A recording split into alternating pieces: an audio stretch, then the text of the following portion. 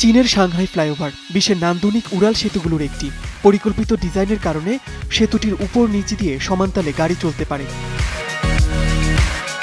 ফলে দেশটির জনবহুল এই শহরের যানজট ব্যবস্থাপনায় এসেছে দৃশ্যমান পরিবর্তন।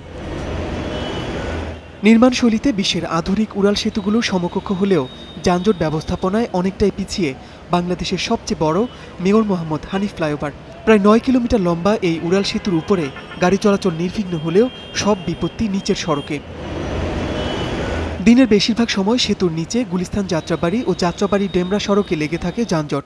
এজন্য দায়ী করা হয়ে থাকে উড়াল সেতুর নিচের প্রশস্ত সড়ক বিভাজককে।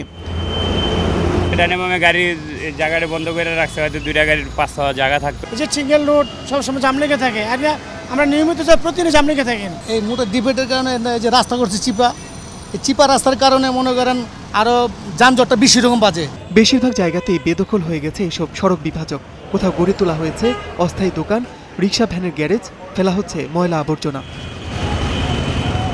এ অবস্থায় নড়েচড়ে বসেছে উড়াল সেতুটির তত্ত্বাবধায়ক সংস্থা ঢাকা দক্ষিণ সিটি কর্পোরেশন।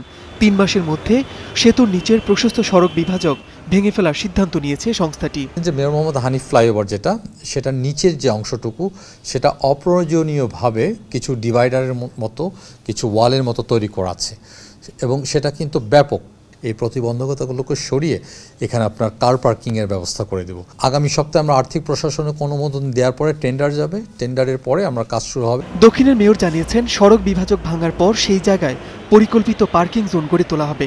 এতে করে গুলিস্তান ও আশপাশের এলাকার যানজট অনেকটাই কমে আসবে। মনির মিল্লাত, ৭১, ঢাকা।